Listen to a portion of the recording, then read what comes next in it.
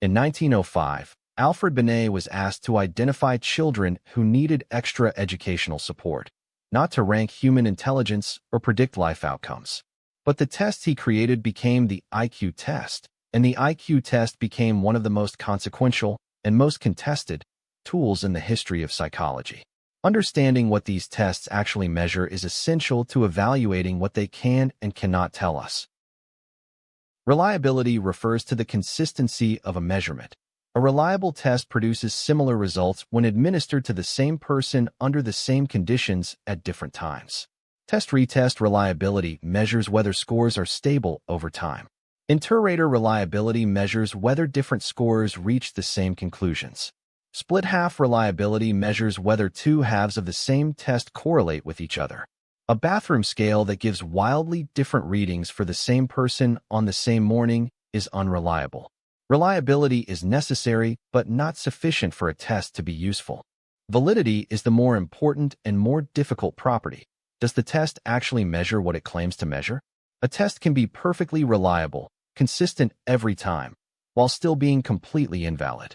If a ruler reliably measures your head circumference, but you claim it measures intelligence, the ruler is reliable but invalid for that purpose. Content validity asks whether the test covers the full range of the construct. Predictive validity asks whether the test score predicts relevant real-world outcomes. Construct validity asks whether the test relates to other measures in theoretically expected ways. Standardization refers to the use of uniform administration and scoring procedures that allow individual scores to be compared to a reference group. The standardization sample is a large, representative group of people whose scores form the distribution against which individual scores are interpreted.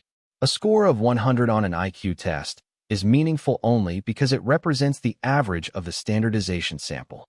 Without standardization, there is no basis for comparison. You cannot know if a score is high or low, typical or exceptional.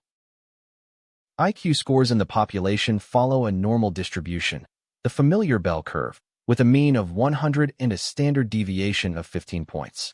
About 68% of people score between 85 and 115, within one standard deviation of the mean. About 95% score between 70 and 130, within two standard deviations.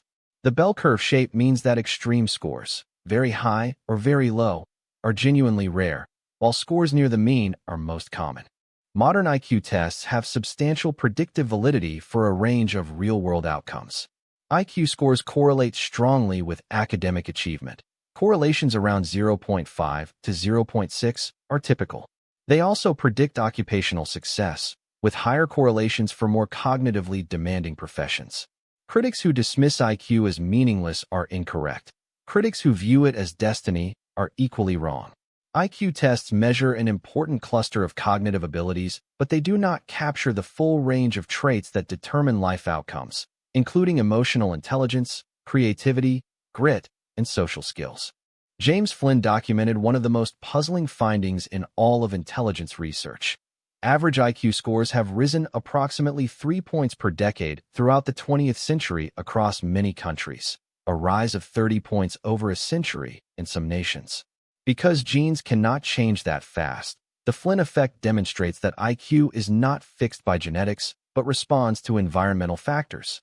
Proposed explanations include better nutrition, more formal schooling, increased familiarity with abstract test-taking, and more cognitively stimulating environments. The rise has slowed or reversed in some developed countries in recent decades. Test bias is present when a test systematically produces different scores for members of different groups, not because of true differences in the construct being measured, but because of features of the test itself that advantage some groups over others. Culturally biased test items might reference objects, scenarios, or vocabulary that are more familiar to members of one cultural group. Stereotype threat, the fear of confirming a negative stereotype, has been demonstrated to depress performance in multiple experiments, particularly among women on math tests and African Americans on standardized academic tests. Claude Steele and Joshua Aronson demonstrated stereotype threat in a landmark 1995 study. When Black college students were told a verbal test was a measure of intellectual ability, They performed significantly worse than white students with equivalent SAT scores. When the same test was described as a research task, not measuring ability, the gap disappeared. Subsequent research has replicated this effect for dozens of group stereotype combinations. Stereotype threat works by imposing a cognitive load.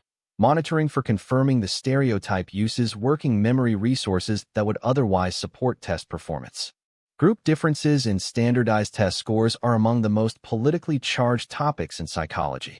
The current scientific consensus is that observed group differences in test scores reflect a complex mixture of environmental factors, socioeconomic disadvantage, differential access to education, chronic stress, stereotype threat, cultural bias in tests, and cannot be attributed to genetic differences between groups. Crucially, the within-group variation in IQ is far larger than the between-group difference, meaning that group membership is a poor predictor of any individual's cognitive performance. Standardized tests are neither meaningless nor destiny. They measure real cognitive abilities with genuine predictive validity, but they are also susceptible to cultural bias, stereotype threat, and the confusion of test-taking skill with the underlying ability being tested. Using them well means understanding both what they capture and what they miss.